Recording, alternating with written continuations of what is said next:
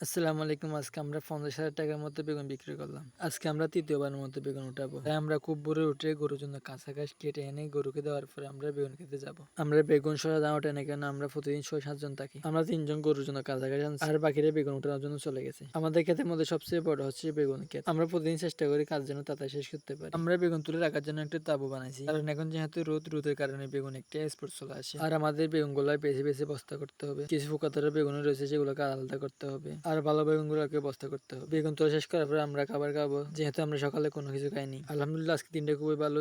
তেমন কোনো গরম নাই। গরম যেহেতু নাই আজকে কাজ করতে কোনো প্রকার বিরক্ত লাগতেছে না। আর কাজ করতে ভালো লাগতেছে। বেগুন গুলাকে বস্তা করার পর আমরা নিয়ে যাবো নদীর ওপারে। আজকে নদীতে তেমন পানি নাই। আর অন্য দিনের থেকে আজকের বেগুনের বস্তাগুলো ছোট। গতবার আমরা বেগুনের বস্তা করছিলাম ৫৬ কেজি ৫৭ কেজি এরকম। আর আজকে আমরা যে বস্তাগুলো করতেছি সেগুলো হচ্ছে ৩০ কেজি করে। আমাদের বস্তা ভরার নিয়ম হচ্ছে ব্যাপারীরা যত কেজি বলতে বলবে সেই পরিমাণ বস্তা করি। আলহামদুলিল্লাহ আজকে তেমন কোনো পোকা ধরেনি বেগুনে, অর্থাৎ ফুক্কারা হয়নি। আর ১০২০ কেজি বেগুনে ৪৫ কেজি মতো বেগুনের পোকা ধরছে, অর্থাৎ ফুক্কারা হয়েছে ৪৫ কেজি। আলহামদুলিল্লাহ আজকে আমাদের কাজটা খুব ভালোভাবে শেষ করতে পেরেছি।